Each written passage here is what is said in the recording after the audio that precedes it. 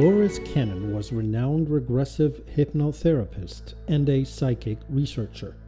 Born in 1931, she didn't focus on hypnotherapy until she was 50 years old in 1981, but since then, she published over 20 books on the subject. She got involved in UFO research, helping experiencers of the alien abduction syndrome recover lost time and overcome their primal fear of its memory. She discovered that the time distortion of the abduction experience went both ways, losing the experiencer hours of time, as well as speeding up their timeline of existence. She claims there to be an interdimensionality at play here, ultimately leading her to claim a psychic contact with aliens, in a way similar to how psychics contact the spirits of persons passed on, where questions and answers were shared, adding a whole other dimension of possibilities to the field of unexplained phenomena. Before passing on herself to another dimension in 2014, she sat down with Reality Entertainment for this first part of 2 interviews to discuss her communications with aliens, as well as explaining how she was able to help experiencers face their contact memories buried in their subconscious and process them without fear. Let's listen to Dolores Cannon. My name is Dolores Cannon, and I'm a hypnotherapist, and I have been doing hypnotherapy for 40 years and specializing in past life regression therapy for 30 years. And a UFO investigator for 20. So I'm very varied, and I have experience in all phases of the paranormal and the unusual. That's my passion, is to explore the unusual. I consider myself the reporter, the investigator, and the researcher of lost knowledge. I always want to make it perfectly clear that I am not a channeler. I don't channel, and I'm not a psychic. I'm a hypnotherapist. And I've been doing hypnotherapy for 40 years. I started out way back when things were simple, and they had the old-fashioned methods. But I got into past life therapy and past life regressions about 30 years ago. That's my main field, is I do the therapy by taking people into their other lifetimes to find the answers to problems in this lifetime. And I developed my own technique, my hypnotic technique, that is very different from the ones the other hypnotists use. And that's important because I've found a way to reach the subconscious where you can find a great deal of information that way. And I can have the answers to just about anything that I want. That's why I think I've been able to get the information on all the subjects that I've written about. But after I began doing the past life regressions with hypnosis, they asked me to be an investigator with the UFO phenomena. This was in 1986, the same time I was working on many other projects. But I live in Arkansas, and they wanted somebody who could work with these abductees, supposed abductees. They had called in psychologists to help. Well, the psychologists would start putting them under, getting them on board the craft and starting into the scene. They would suddenly just wake the person up. And they said, sorry, I don't know what to do. I don't know what questions to ask. If it's not in the book, they don't know what to do with it. And that to me is not therapy. The person would be more confused than ever once they were woken up like that. So they wanted to know if I would help with these.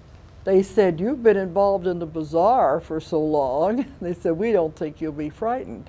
I'm not, because I just so curious that I go along with anything. But I had not done UFO cases. My method puts people into past lives, and this meant I was going to have to focus on this life. So I didn't know if it was going to work or not. But the first time I did it, they were having a MUFON meeting with all the investigators at a state meeting, and they wanted me to put this woman under just so they could ask questions. They were bringing her in from Oklahoma, and she didn't know us, we didn't know her, and I said, this is a goldfish type atmosphere, not exactly the best type of an environment to do this kind of work. But surprisingly, it worked. And they didn't know it was the first time for me to try that. I knew I had to adapt my technique. They didn't know it was my first time to do it. It worked beautifully. And after that, I began doing more and more cases with UFO phenomena. And the work I've done now for the last 20 years in this field, I have found to be positive. I know a lot of the other investigators are getting the negative and the fear, but I haven't found that. And some of the things I'm going to say might sound a little strange, because in my work, I began to have direct contact with the ETs. And that's pretty broad, but they're the ones that have been answering the questions and been telling me what's actually going on during the regressions. They said that the ideal situation would be that the person never remember anything, that they be totally blanked out, because that's the way it's supposed to be. These things have been going on since the beginning of Earth, and many of these people, they have been following them through their life with testings and with helping them their entire life. So it'd be better if they don't remember so they can go on with their life.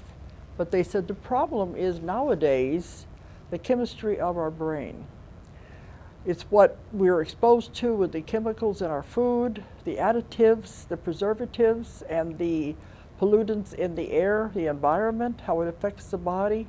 If the person is on any kind of drugs, medications, or alcohol, it affects the chemistry of the brain, so that the information that comes through is distorted. They are remembering an event like a dream. They're not remembering it the way it actually happened. They are remembering it with a distorted view of what they think happened. And then you bring in fear because they don't understand it. And they said fear is the strongest emotion that humans have. And when you bring in the fear, it colors the whole experience. So, like they have these support groups, I've been to some of them, and to me, I don't think it's therapy. It's just each one's fear playing off the other person's fear. So when I began doing the session, in my technique, I'm able to get the conscious mind, the emotions out of the way, so that doesn't interfere with what we're getting. You get into the deeper part of the person, you get the real meaning of what's happening.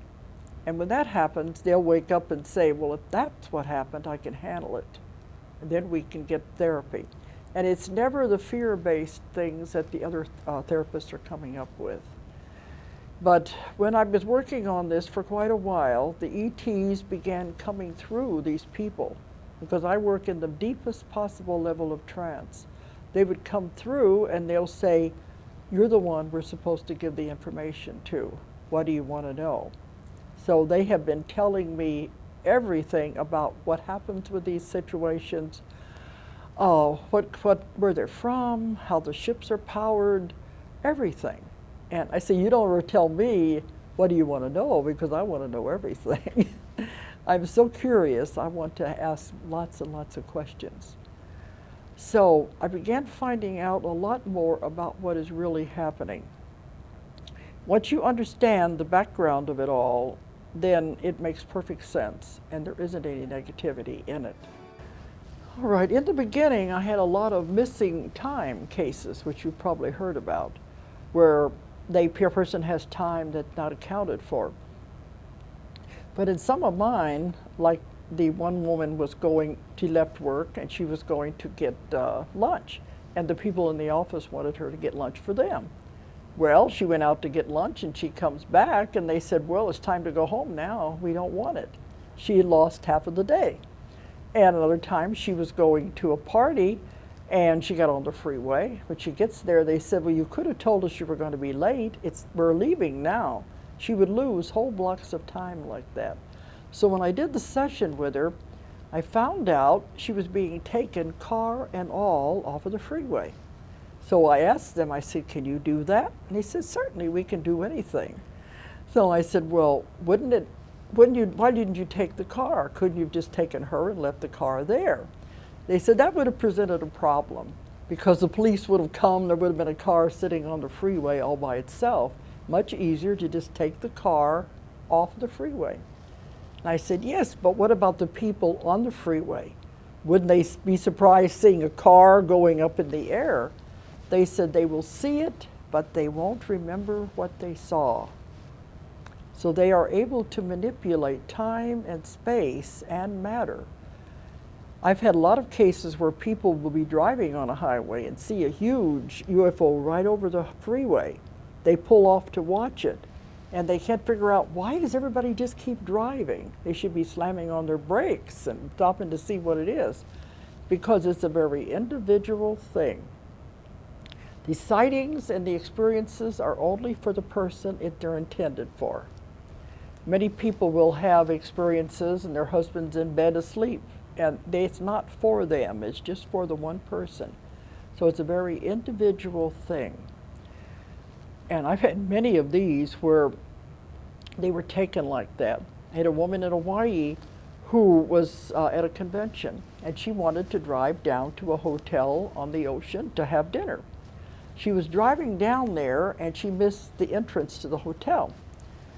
And she went up a little further to turn around and go back.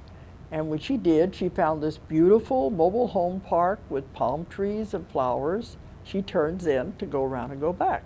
The next instant, she was on the other side of the island, going the opposite direction, and it was night. And later she went back to see if she could find this place again, and she never could find it. So she wanted to know what happened. So when I took her under, they said she drove in, and they took her up in a beam of light, the car and everything, onto the UFO. But I said, but what about this place, you know, because she couldn't find it. They said, oh, we just created a place for her to see, something beautiful, she would feel safe going in and turning around. So they have amazing abilities to do these things. And it's not trickery, it's just to make you feel more comfortable. There's many cases of them appearing as animals, and owls is very common because they don't want to harm the person's psyche if they can. They want to be as easy about the whole thing as they can. And they will appear as animals and birds doing strange things. But the missing time cases are interesting, but to me the most fascinating cases are the condensed time, where something happens in a much shorter time than it is supposed to happen. And I've had one where the woman left, I live in Arkansas, and the woman left Little Rock to go home. And this is a phenomenon I've heard repeated again and again. She's driving at midnight to go home. She's driving down the freeway, and there's no other cars anywhere. You got a 6-lane freeway, no sign of life. And then you enter what is called Twilight Zone, dead sound. They have different words for it. It's all of a sudden as though they're in a vacuum. There are no noises anywhere, as though they're suddenly, just like Twilight Zone would be a very good name for it. They are suddenly out of reality. And she drove on until she reached the road to go to her house. And as she went up the road, she saw this huge light over a grove of trees, and she was watching that. And she got up in the middle of the road. Here again, there's no noises, no night noises, no lights in any of the houses. She gets up a little further, and in the middle of the road, she saw the first sign of life, if you want to call it that. It was an ordinary house cat sitting in the middle of the road on its haunches with its feet in the air, frozen in that position as it was staring at the light. And you know what was happening there? She was moving faster than the time or place around her. Like everything was frozen in another dimension. And 2 dimensions were sliding past each other at that time. She wouldn't have known it if she hadn't have seen the cat. The light went out, like an eye closing, and she got home. It only took her 15 minutes to go home, which would normally have taken over an hour. And she went in and woke up her husband and said, remember what time I came in. I wanted to work some more with her because I knew something else might have happened. But she was a businesswoman, and she said, I've got my life in order. I don't want to mess it up. So she didn't want to have any more sessions. she was coming up with stranger explanations than the truth, because she said maybe someone's standing in the trees shining mirrors up at the clouds. But I didn't get to work with her, but I had another case a few weeks later at another big city in Arkansas where the woman was pulling off the freeway at night, and she also saw a huge light, and she was following her as she went off into the city. And again, it was like this vacuum, no sound, no sign of life, no people, nothing. She's driving down the street, all of the lights are going out in front of her as she approaches them. And it got so strange that finally she wanted to pull in a mall, somewhere where there would be people. And she saw an all-night restaurant, but there were cars parked out there, but there were no sign of life at all. So she went on until she finally got to her house. And when she did, the light sped off, and all of the sound came crashing in on her at once. Well, when I did the session with her, naturally I wanted to know what was going on, because I'd had several of these dead zone type experiences. They said, just because you see a UFO doesn't always mean you've been abducted. They said, we have to stop your world for a fraction of a second. And I said, what do you mean? They said, we have to catch you off guard. I said, we aren't on guard. They said, you're on guard more than you think you are. So we have to get your attention, stop your world for a fraction of a second. I said, then what? They said, then the information is downloaded into the subconscious mind on the cellular level. So I said, what kind of information do you mean? They said, information you will need in the future when we go through the changes, and we're going to have so many strange things happening. There'll be information that you need, and you won't even know where it came from. And this is being downloaded everywhere. This is what I found out the crop circles are. They communicate with symbols, and they put blocks of information into one symbol. It's all mind to mind. The subconscious mind recognizes the symbol, and it knows the information is downloaded. You don't have to be in the crop circles. All you have to do is see the symbol. And this is also downloading information. They gave me an example. They said, you communicate so slowly, you humans. You put one word behind the next word to make a sentence, to make a paragraph. They can communicate with entire concepts all at one time. The concepts are in that symbol. The example they gave me was like the word Christmas, Xmas. He said, what does that Xmas mean to you? People say Christmas, but it means much more than that. You start thinking about it, you have green and red, Christmas trees, nativity scene, wise men, Jesus, Santa Claus, silver bells. You can fill pages full of what is in that one word. That's what they mean. Whole concepts of information are passed instantaneously into the mind, and that's the way they communicate. So that is how they are communicating with us, through symbols. Some of the important information that they gave me that we needed to understand was about the seeding of the planet Earth.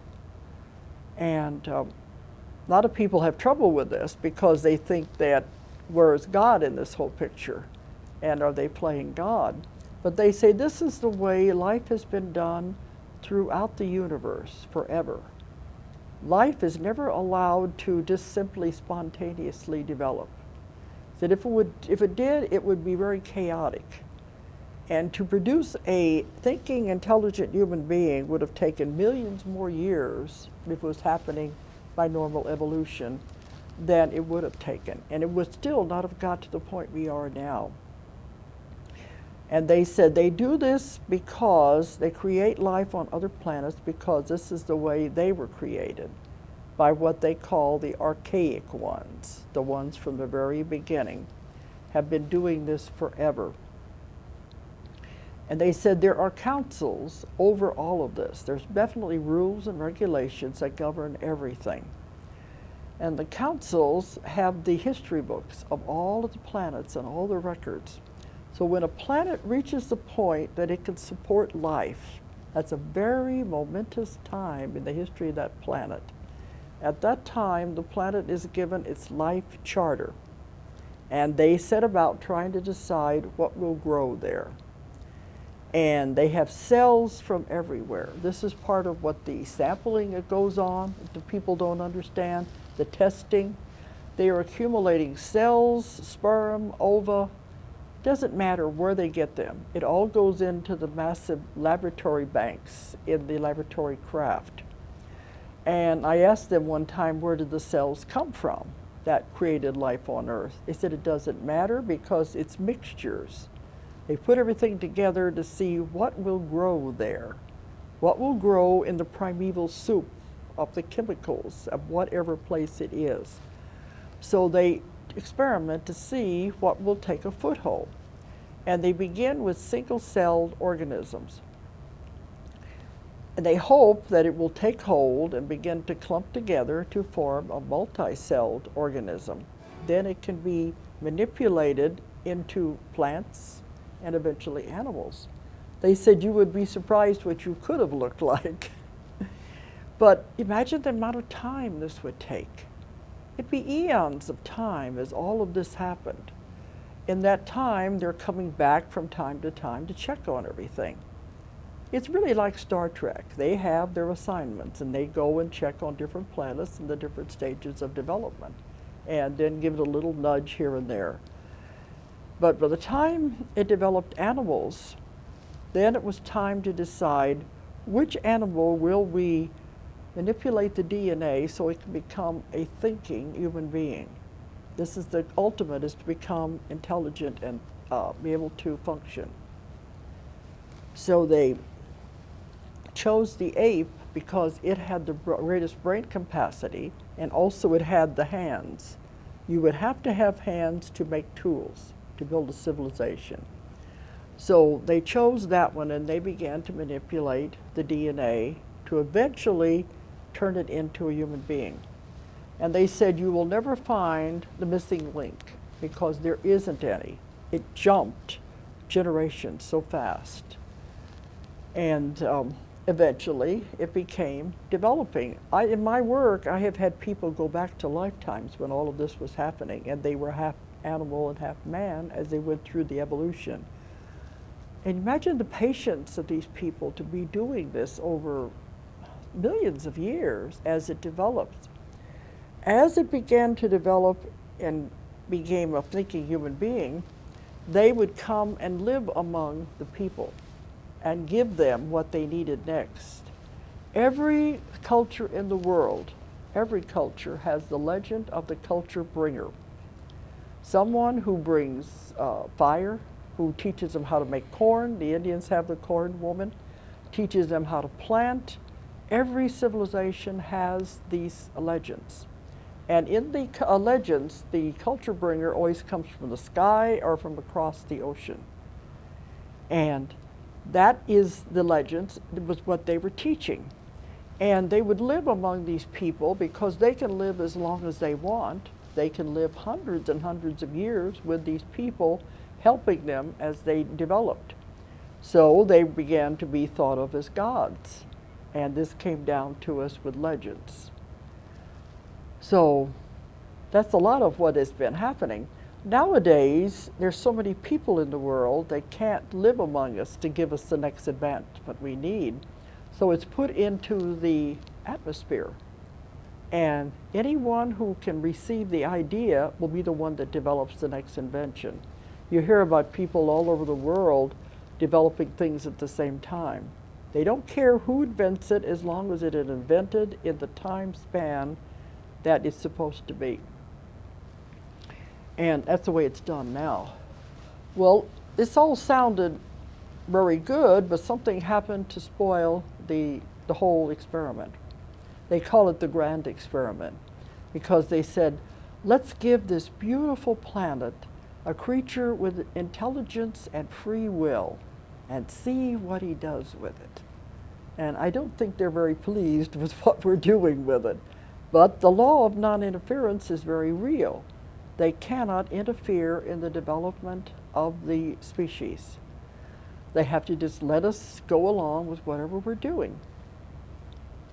And I asked them one time, well, when you give these things, corn, fire, how to plant, isn't that interference? They said, no, it's a gift. We give them to the people as a gift once. What they do with it is their own free will.